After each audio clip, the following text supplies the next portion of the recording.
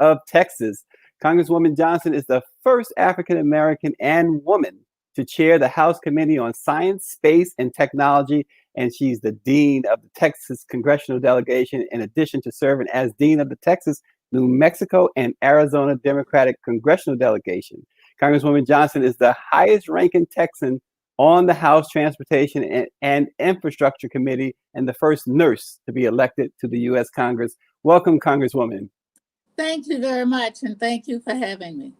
Oh, absolutely. In fact, Congresswoman, let's start there. You're the first African-American and first woman to chair the House Committee on Science and Space and Technology. We know that on Sunday, 2 NASA astronauts splashed down safely in the Gulf of Mexico.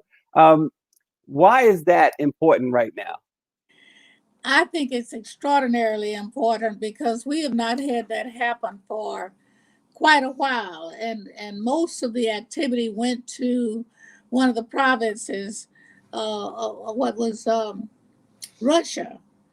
Our contract of agreement for partnership was with Russia. So when the USSR broke up the provinces, so it now is Kazakhstan, where we send up and receive back our astronauts. And with SpaceX, we were able to do that from the US again, which to me is extraordinarily important that we're doing it from our own shores.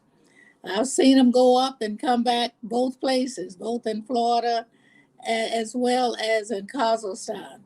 Space exploration has been one of the most important investments we've made in research. We've gotten more from that space research than any other type of research that we've had, from anywhere from medical modalities to toys to all kinds of technologies. And so it's been a very worthwhile investment. And the attitude and the leadership and thought came from President Kennedy, but it was President Johnson who launched the space programs in this country. And also, I'm sure, heard about the book Hidden Figures. Absolutely. It was those Black women mathematicians behind the scene that helped to bring about the success of Apollo. So we have a lot of history in space, and we are hoping now that our young people get that history so they can be encouraged to enter into these professions. Absolutely. And Congresswoman, we know that the $600 federal unemployment benefit ended. The virus has not slowed. It's increased, in fact, in many places. And the president is threatening executive action while Chuck Schumer, the Senate minority leader, and the House majority leader, Nancy Pelosi, negotiate with the White House on this new stimulus package. Can you explain to the millions of Americans who face so much uncertainty how this is shaping out, and why is it being dragged out so much? I wish I could answer that. It's very unfortunate that we have become so partisanly political during this presidency. It's really, really unfortunate because these are needs that are needed across any political lines. This pandemic has not been partisanly political, and we need to address the problems. That's what the federal government was created for, was to be a national source of assistance and guidance to our entire nation. And so it's unfortunate that it has become so partisan.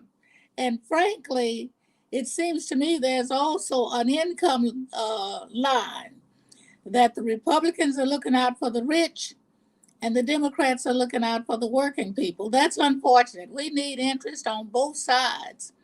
And this is an issue that is not partisan. We absolutely need these resources for the people.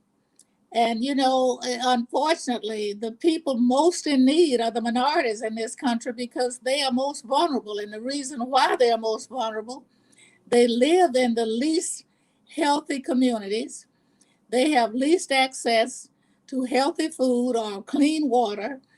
All of the dumping takes place where they live. Then they got to get on public transportation for the most part to go to work. They have the most high blood pressure, the most diabetes, because of the stresses of which they live and the limited access to fresh vegetables. And so it is clear. We didn't have to do a lot of explanation as to why many minorities were the most vulnerable. We've been talking about those issues from the beginning of time and trying to get it corrected, but it's very difficult to move. It's just like the law enforcement issue with Mr. Floyd. Every African American elected official across this nation has attempted to get some of these things corrected long before now. But as I have said here very openly, we got to have some white people that care as much about humankind as we do to help us. As you see, we've passed the bill in the House and cannot get any action in the Senate. But we're not going to give up. We're not made to give up.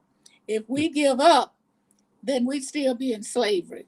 We've got to keep the pressure and the interest and the explanation as to why it's necessary on the front burner at all times. Yeah, we are talking with the Congresswoman Bernice Johnson from the great and big state of Texas. You know, and the great city of Dallas. And the great, the great city of Dallas. Absolutely. You know, Congresswoman, part of the hang up with the negotiations on the stimulus seems to be that the Republicans are reluctant, and certainly the president is reluctant to help states come out of their financial problems. Why is that such an issue for the Republicans? Why do you believe that's such a sticking point for the Republicans not to help states in need? Well, in my judgment and what I've observed, the president is not wanting to even acknowledge the extent of which we are dealing with this pandemic. He is only interested in remaining in the White House. And even locally, where you have Democratic officials as city and county officials, we've had least access to getting the supplies that we need.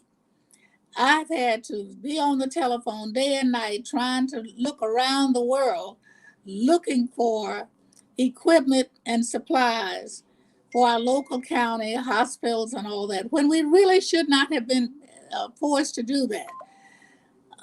It seems to me that even in the midst of this pandemic, this president has looked at this as blue and red locations, which is most unfortunate. The scientists have already explained why and how we are getting more of this spread. We've had difficulty getting testing. It's been made very inconvenient for the population, especially that needs the testing the most. So it's unfortunate, frankly, that this country has come down to a Democrat-Republican divide, which is unhealthy. We know there's differences in parties, but it should never override the interests of the people in this nation, but it has. And, you just got to admit what the true picture is. I don't expect that we're going to get any attention from this administration simply because he feels that the population that has been reported to be most affected are not his supporters. And they're not his supporters because he's a racist. It is clear that you cannot expect that we're that stupid that we don't recognize that yet. We've come a long ways. We've come a long ways in education and statistics, all of the things that we know we can rely on to know who looks out for us and who does not, who works against us. It is a very clear picture right now. And so that's why it's critically important that we as a people, along with other minorities, stay on top of this. Even his rules against immigration. Well, let me just say this. Being in the science and technology world every day, it is clear that many of our Nobel laureates that we have seen get awards for fantastic work in this country were not born here. I frequently ask young people, how many Jones, Johnsons, or Browns have you seen rise to the occasion of scientific awards. Well, it's our time. It's time to do that. It's time to get the credit for it. It's time to get the recognition. It's time to put in the time to get it. But we've relied on lots of foreign brains in this country to get us where we are. And now we are talking about keeping them out. We're moving backwards with this type of leadership in this country. Yeah, Congresswoman, the administration has been accused of mismanaging appropriations and directly refusing to follow the wishes of the Congress regarding approved funding. In your opinion, are these unlawful actions? In my opinion, it is, but let me tell you what's happened. He has had the opportunity to load these federal benches down, all the way from the Supreme Court to every circuit court, when this same majority in the U.S. Senate cut off President Obama's nominees. They have speeded up getting in unqualified young right-wingers at every bench of which they've appointed. And so he's trying to make it so that whatever he does, they're going to find a way to let him do it. We're way out of kilter. We're a long ways from our founding fathers dreamed about this Constitution being whole. This Constitution has been violated more times under this administration than ever before in history. And we've got to do something about it, and we can do something about it. We got to vote this November to make sure that we try to bring this country back to a stable, fair, and law-abiding regime. And speaking of the benches, Justice Ruth Bader Ginsburg recently revealed another serious procedure she underwent, but she held it under wraps for some time, and those close to her say that she has been fighting the good fight, as they put it, just so that this administration does not have another seat to fill. What insights can you give us on Justice Ginsburg? Well, I'm on her side. I want her to breathe, just stay living, even if it's on life support, to the end of this year, so that we're not stuck with another unprepared, not qualified, right-wing justice that would be appointed by this current president and then approved by the current Senate. We hope to make a difference in November as to get more fair-minded. We're not looking for anybody to be unfair to one side. We're looking for someone that's going to be fair, that would uphold the Constitution, that would uphold the fairness and justice for all in this country. We don't have that now, and we don't have it because of the president that's in the White House now. Yeah, obviously, your congressional colleague, the legendary John Lewis, recently was laid to rest. Can you share some of the trials and triumphs you experienced with Congressman Lewis? Congressman Lewis is one of a kind. He was a very, very great person, and it didn't just start when he came to Congress. We became very close, as I think so many people can say, because John was an unusual and extraordinary human being. I was arrested with John. He consoled me while we were in jail. He was always consoling. You know, I was one of these people that sat in the same spot on the House floor, and he'd come sit right next to me, and we talked about everything and had laughs, and people would say, "What are y'all laughing about?" But John was extraordinary. I'm not sure that I've met a person any more perfect than John Lewis. He was kind to everyone. I don't know anyone who met John who could not say that he was a friend. I feel very privileged to be able to say that we were confidential friends. I enjoyed going to his home. He enjoyed entertaining and getting food so we can talk around food. I enjoyed sitting in his office because both his home and his office were like museums. He could prove what he had done because the pictures also showed it. You see a lot of people talking about having marched with Dr. King and had done this and that, but there's no evidence. With John, there's plenty of evidence. And he lived what he talked about. He was kind to everyone, even those who beat him physically when he was in the movement that came to apologize. He received them very well. And, he was constantly being called on by some of the most conservative members of the Congress, bringing their children and grandchildren to take pictures with John Lewis.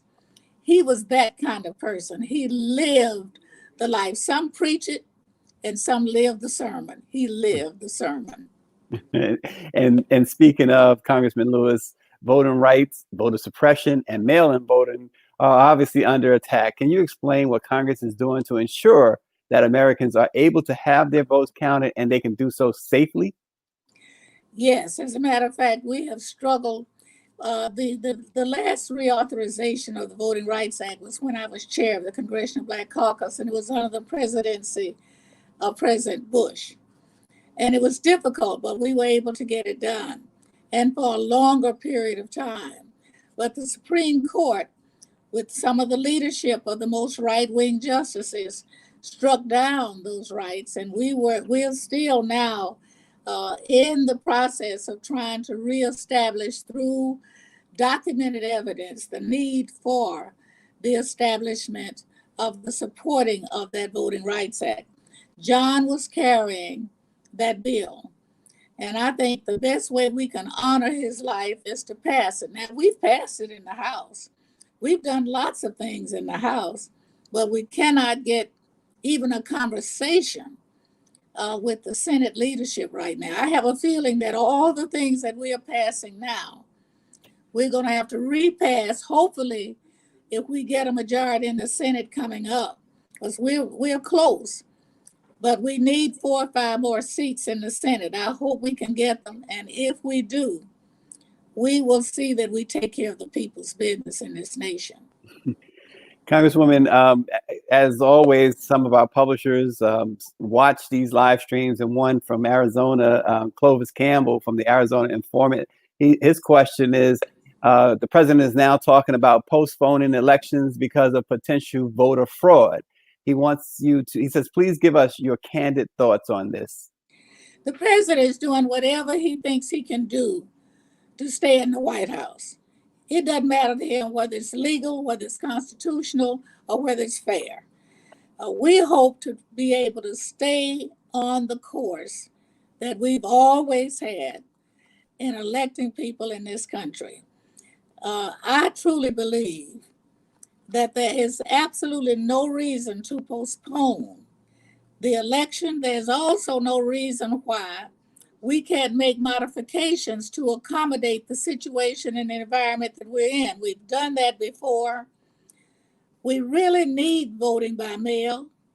He is very aware that the people who are most vulnerable to this pandemic are the ones who would be most exposed by gathering up and going out to vote. Because number one, we have the longest lines because we have the least opportunity to cast our votes. We also are most inconveniently placed, for the most part, in casting our votes. Anything that he can come up with to interfere with us casting our votes, that's what he is for. It is just as clear as water. We believe that all we have to do is follow the mandates that our forefathers have put in place. We got an election day. We need to keep it. We need to make it possible for people to cast their votes as legally and as fairly as they can. And so and some states already have vote by mail. There's no reason to extend it when you have a pandemic like this. But it's clear as water that this man does not care about fairness. He has shown his racism, he's shown his bias, and he has shown that he is not interested in having the people who are least convenient to polling places casting their votes. We must have that protection. We have been promised that protection through our Constitution, and we're going to stand for it as much as we can. We do need some help. We need him out of the White House, and we need a majority in the Senate as we keep the majority in the House, and this nation will see a difference. Yeah, and Speaking of needing him out of the White House, we had on recently your chair, the CBC chair, Representative Karen Bass, and she mentioned that she hopes she's a part of that team to see him out of the White House. Karen Bass's name has come up in a big way this week. She is now considered by many to be the front runner for the vice presidential sweepstakes that Joe Biden is holding. What's your thoughts on your chair, and what type of vice president would Karen Bass make? Well, let me just say that there have been a number of highly qualified women named, both African American and others. It's going to be the call of the presidential candidate to say who he feels he's most compatible with and getting along and carrying out the policies that he's running for president on. Obviously, I will support whomever he chooses. And certainly I would support Bass if she's chosen. I am not on that committee. I must admit that I've been in contact with at least some of them that have called me to talk about it. I don't have a clue at this point who is going to be named, but whoever it is will have my support. Yeah, absolutely. And the census, Congresswoman, the Census Bureau confirmed that all 2020 census counting efforts will be cut a month short, which puts in peril a true count, especially of people of color. Are you concerned that African Americans and other people of color will be undercounted in the census? Indeed, because first of all, we've got to generate the confidence in the people to be counted, because there's always been an attitude of bias in counting minorities. Whether it has been or not is not the issue. The fact that the confidence has not been instilled in the process makes a difference. And people are afraid that they're going to be run out of the country, and that's not what the census is all about. We just need to know the numbers, the age group, and income so that we know how to plan for public support systems. We need to know how to plan how many senior citizens are going to be becoming senior citizens and retired at a certain point so the services where they live can be available. We need to know how many classrooms to look forward to. So we need to know how many children that will be coming of age and starting to school in that next decade. We also need to know so that city, county, state, and federal government can plan. We need to know how many people are going to be going into Social Security and Medicare and Medicaid.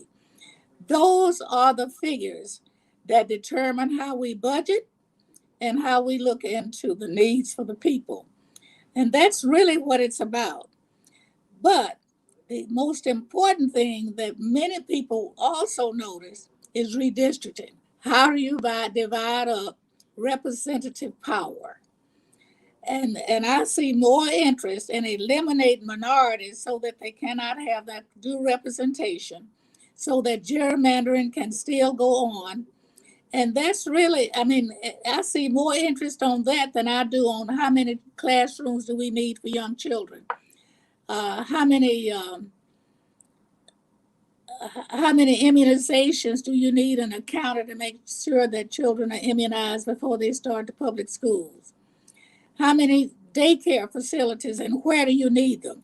How many senior citizens congregate meal sites? How many community health centers do you need for preventive care? How many hospital beds do you need? We know statistically what kind of percentages that need hospitalization at certain ages, and we know the background of the people. We know that we need more public facilities where we have the most minorities. You know why? Because they have the least insurance. And so all of that is determined by how accurate the census is. It is not about law enforcement. It is not about immigration. It is not about citizenship. It's about people, their ages, their needs, where they live, where they work, how long they might be in the workforce, and how many will be retiring and going into Medicare, Medicaid. That's the information that causes us to be more fair and accurate as we plan budgets. Whether we're planning a budget for preschool, elementary school, high school, college, even firms determine locations of where they're going to be in the country by looking at that population, their education and skill achievements. Census is extremely important, but most of the people who are biased against counting accurate census don't really seem to care about that. What they care about is how many they can overlook to draw the next lines, whether it's city council, whether it's county commissioners court, whether it's state representative or state senator, whether it's U.S. Congress. And that's unfortunate because in our Constitution, we are guaranteed fairness. We'll be working for it the rest of my life. Congresswoman, are you concerned? I know going into the 2016 election and coming out of the 2016 election, it was shown that there was a lot of foreign interference, particularly Russia. But we also know we don't have the president's financial information. We also know that his business interest has tentacles around the world, China, Russia, Germany, you name it. Are you concerned that America, even if Trump is not reelected, are you concerned that America has been greatly compromised by this administration? Without a doubt. Without a doubt. Every piece of material, for example, that's even needed for this pandemic has to come through his son-in-law or his son or something. It's really unfortunate that even the testing has not generated the most confidence that we need, nor has it been efficient, because he has to determine what company is going to do the testing, whether or not there's going to be testing, whether or not the government's going to support the testing, which has hampered all of our inner cities and our rural areas, frankly, but the rural people don't seem to understand that their friend is really not their friend. I have seen, in my opinion, more emphasis on how much money he can personally fix to come through his friends and his family than the interests of the people of this nation. Last week, Congresswoman, we spoke with Dr. Anthony Fauci, and during the interview, he shared that African Americans are more than 5 times more likely to experience adverse effects from contracting COVID-19. He also said that a viable vaccine should be available by the end of the year. What do you feel should be among, or who do you feel should be among the first in line to get the vaccine? Well, they're in the field testing now for this vaccine.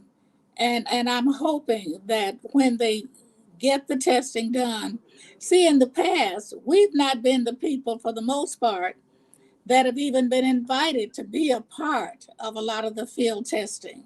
So, there is really prejudice and racism in every system in this nation. So we're encouraging people of color to be a part of the field testing so that we can get some accurate feedback and develop an effective immunization vaccine so that we will be there ready to have it prevented. However, we are fully aware that in order to prevent many of the maladies that come our way, we've got to have access to better health care, better environments, better sources of clean water, and better opportunities to get preventive care. We bring up the totem pole. This is modern day slavery right now as relates to us as people of color. It doesn't just stop with African Americans who were brought here against their will. It is also extended to people of color who have come here trying to find a better day and better opportunities. And so we cannot overlook the fact that we've got to attack this racism in this country at every level to get us another step toward justice. And it starts with criminal justice, but it's justice across the board. It is access to health care. It is access to primary care, that is preventive care. It is access to education and the right directions for our minority people so that we get the skills that this environment needs. We've got to go a long ways. And I'll tell you what, this is the biggest setback that I've experienced during my adult life in this particular administration. Even people who want to be fair and want to do the right thing are afraid to do it if they are Republican because they are too afraid that this man will go and campaign against them and defeat them. And I've seen it happen. Some of the people who are more likely to work with what we consider the fair way of doing things are the ones who are least respected by this administration. Yeah, and last question for the Congresswoman. We're going to be having a number of members of the Congressional Black Caucus on, but one of the questions that we generally ask our publishers when we talk with our publishers on our live stream is, what else can the Black press do to help save Black lives? Well, you know, we've depended on the Black press so many years because only the Black press will get that information often that we need most. And it's been a battle inside for us to try to make sure that they have access to the outlets. I've had numerous meetings with federal officials, and we got with Barbara Lee, who is on the Appropriations Committee, to actually earmark for our Black press, because we do know that if we're going to be sure to get that information that we need, it's going to come through the Black press. And so we are very supportive of the Black press. I don't know what we would do without you. I get articles published in the Black press almost on a weekly basis. And I appreciate that because I try to write where it's going to directly impact that community. And I don't consider myself prejudiced. I'm for all people, but I tell you what, I'm also for the people who need us the most, and that's my own.